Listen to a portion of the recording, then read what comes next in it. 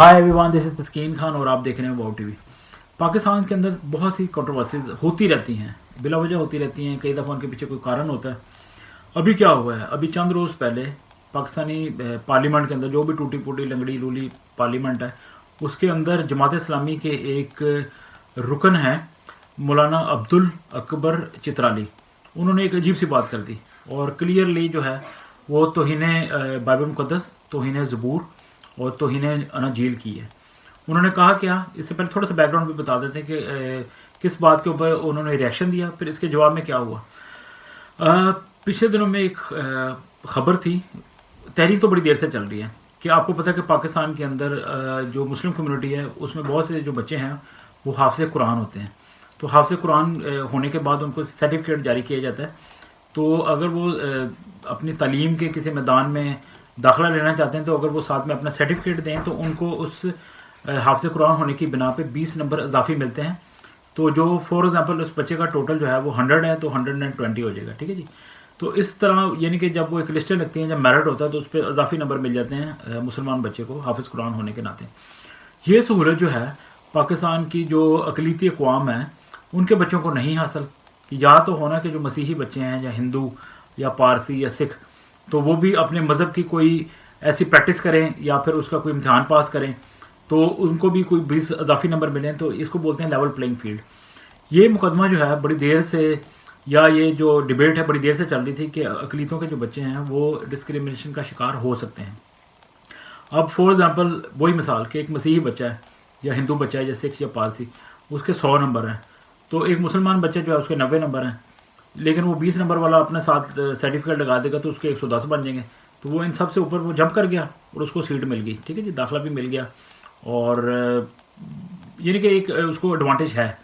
तो ये एक बहस है। तो इस पर पाकिस्तान के एक जज हैं, बड़े अहम नाम है आजकल उनका सियासी वालों से भी, काजी फ़ाइज़ ईसा। तो उन्होंने कहा कि अमूमन ये तस्वर किया जाता है कि जो बच्चा हाफ़िज़ कुरान होता है या तो उसको इस्लाम का लेक्चरर बनना है या फिर ये है कि वो इमाम मस्जिद होगा। तो वो कह रहे हैं कि मेडिकल के इवन दाखिलों में ये ट्रेंड देखने में आया कि जो हायर लेवल पे स्टडीज़ हो रही हैं, डॉक्टर बच्चे बनने जा रहे हैं, तो वहाँ पे भी बच्चे जो हैं अपना ये सर्टिफिकेट लगा रहे हैं कुछ बच्चे। तो वो उन्होंने सिर्फ ये बोला कि क्या आप कोई मजहबी लेक्चर बनने जा रहे हैं या मेडिकल की तालीम हासिल करना चाह रहे हैं, और एक डॉक्टर के लिए हाफ़िज़ कुरान होना कितना कुछ ज़रूरी है। तो इस तरह की उन्होंने बात की। तो इस बात पर मौलाना चित्राली जो हैं उन्होंने पार्लियामेंट के अंदर होकर ये कह दिया कि लो जी, आप जो मुसलमानों की होली बुक है कुरान, उसका मुआजना जो है वो दीगर मज़ाहब की किताबों से ख़ास तौर पे बाइबल मुक़द्दस से कर रहे हैं। तो वो कहते हैं कि हमारे अक़ीदे के मुताबिक, यानी उनके अक़ीदे के मुताबिक जो अनाजील हैं, जो ज़बूर हैं, वो उनकी तनसीख हो चुकी है, मनसूख हो चुके हैं। तो वो कहते हैं कि अगर ये मनसूख हो चुके हैं लेकिन हमारा ईमान है। हालांकि मैं इस पर बात नहीं करना चाहता, ये हमारे जो मजहबी स्कॉलर हैं वो बात करें कि एक चीज़ का जो मनसूखी होगी तो आपका ईमान फिर कैसे हो सकता है। ये एक बिल्कुल अलग टॉपिक है, इस पर मैं अटैम्प्ट भी नहीं करूँगा। ये हमारे मजहबी रहनुमा हैं वो ज़्यादा बेहतर तरीके से इस पर गाइड कर सकते हैं। तो क्योंकि फिर दूसरी बात तो ये भी हो सकती है कि जो मसीही हैं दुनिया में कहीं भी अगर कल को वोट के कह दें कि हमारा जो मसीही मज़हब है उसके बाद आने वाले जितने भी मज़हब हैं, ABCD A to Z जितने भी हैं, वो उसकी कोई वैल्यू नहीं है। जब मसीहत के अंदर आके सारे मामला बिल्कुल कंप्लीट हो जाते हैं कि दुनिया में जब बाबा आदम और अम्मा हवा आए थे तो उनके साथ जो वादा किया गया था निजात दहिंदा का, जब वो बाग अदन से निकले क्योंकि उन्होंने गुनाह किया था, तो उनके साथ एक निजात दहिंदा का वादा किया गया था। तो फिर जब खुदावंद यीशु मसीह आ गए तो बाइबल मुक़द्दस के 2 हिस्से हैं, एक पुराना अहदनामा और एक नया अहदनामा। पुराने अहदनामे में यह वादा किया गया था निजात दहिंदा का, नए अहदनामे में निजात दहिंदा का वादा पूरा हो गया। खुदावंद यीशु मसीह आ गए, उन्होंने इंसानियत के लिए अपनी जान दे दी और फिर मुर्दों में से ज़िंदा हो गए, मौत पे फतह पाई। तो अब जो इस कुर्बानी को मानता है उसकी भी ज़िंदगी बच जाएगी, वो उस मरूसी गुनाह से और अपने गुनाहों से बच जाएगा। तो यहाँ पर एक मसीह कह सकते हैं कि सारा कुछ मामला जो है वो हल हो गए। तो मसीहत के बाद किसी और दीन की गुंजाइश ही नहीं, तो जो कुछ भी आएगा वो एक्सेप्टेबल नहीं है। तो मसीह नहीं कहते ना, मसीह सिर्फ अपने जो दीन है, जो अपनी सच्चाई वो सिर्फ बयान करते हैं। तो वो इस तरह की बात हालांकि कर सकते हैं कि बाद में किसी और दीन की ज़रूरत नहीं है। लेकिन अगर सोचें कि अगर कोई मसीही पार्लियामेंट पाकिस्तान के अंदर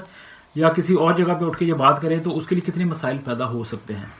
तो आप किस तरह मौलाना चित्राली साहब खुलेआम धड़ल्ले से ये बात कर सकते हैं कि जी आपको नहीं पता कि दूसरे लोग जो हैं आपकी बात से हर्ट होंगे, ख़ासतौर पे आपने मसीहों को हर्ट किया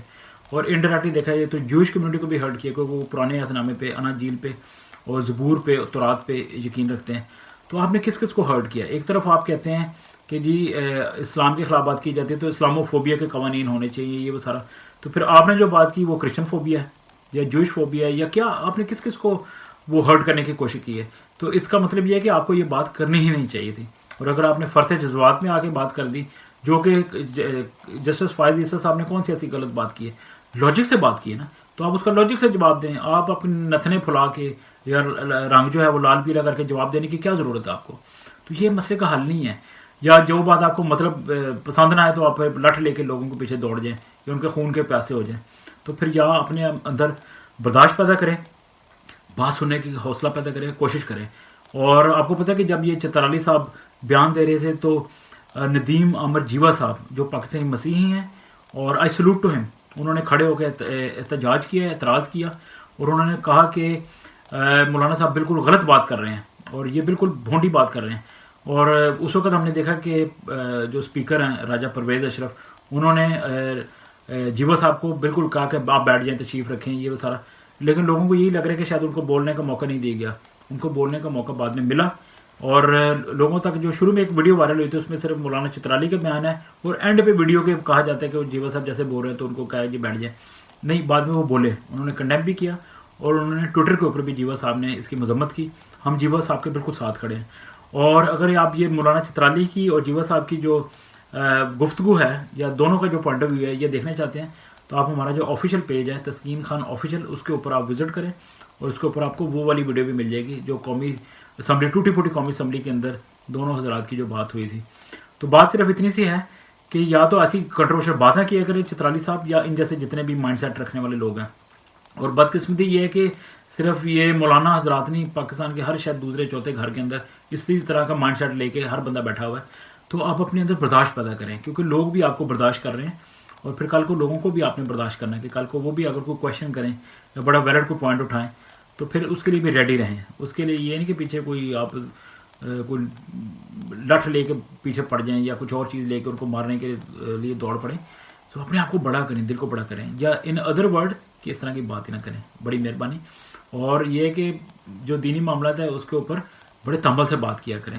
کیونکہ پیار محبت جو ہے وہ آپ کے اندر جھلکتے نہیں ہیں، آپ کے منہ صرف جھاگ نکلتی ہے، بدتمیزی نکلتی ہے، اور خون کی پیاس ہے، اور بدتمیزی اور اگریشن، اور یہ دنیا کیسے آپ کو دیکھتی ہوگی؟ Who are you? اور یہ کہ دنیا نے آپ کا یہ والا چہرہ بھی دیکھا اور وہ سرپرائز نہیں ہوئے، آپ کی طرح کے بہت سے پھرے ہوئے دماغ جو ہیں وہ ہر جگہ پہ گھوم رہے ہیں، لیکن دنیا ایسے لوگوں کو ایکسیپٹ نہیں کرتی، سیدھی سی بات ہے۔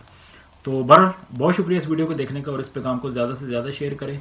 اور کنڈیم کریں ایسے عناصر کو، اور جس طریقے سے بھی کر سکتے ہیں، ویڈیوز کے ذریعے، میسیجز کے ذریعے، ٹویٹس کے ذریعے، اور اچھے سلجھے ہوئے طریقے سے ایسے لوگوں کو ہمیشہ آئینہ دکھاتے رہیں تاکہ ان کو کبھی نہ کبھی تو شرم آئے گی۔ بہت شکریہ، گاڈ بلیس یو۔